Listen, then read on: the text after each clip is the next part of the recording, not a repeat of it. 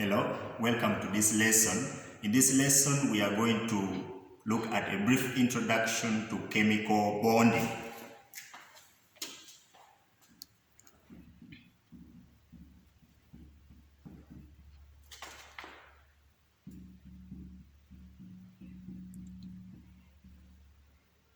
Now, to understand what chemical bonding is, we first need to review some concepts about atomic structure. Now, because you are going to use a lot of the structure of an atom in chemical bonding, we are going to journey through the structure of an atom in this lesson. Now, an atom is a spherical shaped particle. That means that it looks like a ball if you have seen a ball. So it is spherical in shape and it contains a central nucleus. So we have a nucleus which is at the center, and this nucleus, this is the nucleus. This nucleus contains particles. One of the particles in the nucleus is a proton. The second particle is what we call a neutron. All these particles are in the nucleus. Then behind or surrounding the nucleus, we have space which contains electrons. That space containing electrons is called energy level. So we have, surrounding this nucleus, we have energy levels. And these energy levels are containing electrons. So I'm going to represent their electrons. Now, these energy levels are numbered, starting from the one which is closest to the nucleus. Now, this is the one which is closest to the nucleus. This one which is closest to the nucleus is called energy level 1, or the first energy level. Then the one that follows the next, this one here, is second energy level, and so on. The one that follows this one will be third energy level, like that. Okay? Then the first energy level, this one here, the first energy level,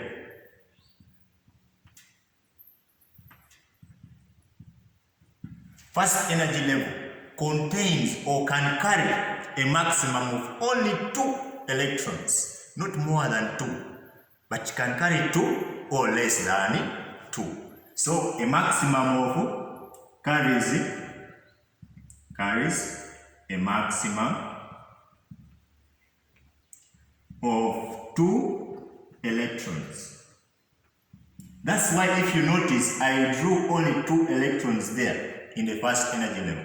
Then the rest of the energy levels, energy level 2, 3, 4, the rest can carry maximum of 8 electrons. So other energy levels, apart from the first, carry maximum of 8 electrons. Meaning that it can carry 8 or below 8, but not more than 8 electrons. Okay? Good. Then we have, in this atom, we have particles, subatomic particles. Those particles in an atom, and those particles include, which we have already looked at here, we have a proton. And we say a proton is contained in the nucleus. And this proton has a charge. The charge on a proton is positive 1. Then the other particle is a neutron. A neutron is also in the nucleus. And its charge is 0, meaning it doesn't have a charge. You can see neutron resembling neutron. Then the last particle is electron. And where are the electrons found? In energy levels. And the charge on an electron is -1. So, the other concept that you should know is that any atom which is neutral contains the number of protons being equals to the number of electrons. In other words, the number of positive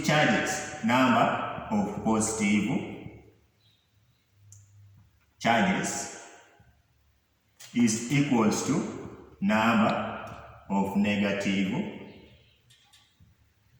charges. So if number of positives is balancing number of negatives, then the total charge on the atom is 0. That's why we now call that atom a neutral atom, because it won't have any charge on it. Okay? Good. Now, we also said that amongst the elements we all have, those elements are grouped into chemical families like ours. They are families in which the elements in the same chemical family share similar chemical properties. Amongst those families, we looked at 4 of them. The alkali metals, the group 1 elements, the alkaline earth metals, group 2, the halogens, group 7, and the noble gases, group 8. We realized that only the group 8 elements have a fully filled energy level or electronic configuration. For example, an example of group 8 elements, let's look at helium. Helium has atomic number 2. So its electronic configuration is 2. And you realize that this here, where there is this electron, there are these 2 electrons, is the first energy level. Therefore, this energy level is full. So helium is stable. It does not need to gain or lose an electron. Another example is neon. Neon has atomic number 10. And so its electronic configuration is 2 to 8. Its second energy level, which is the outermost, has 8 electrons. And that is the maximum it contains. So it is also stable. All these are group 8 elements. So these elements are stable. They don't need any electron.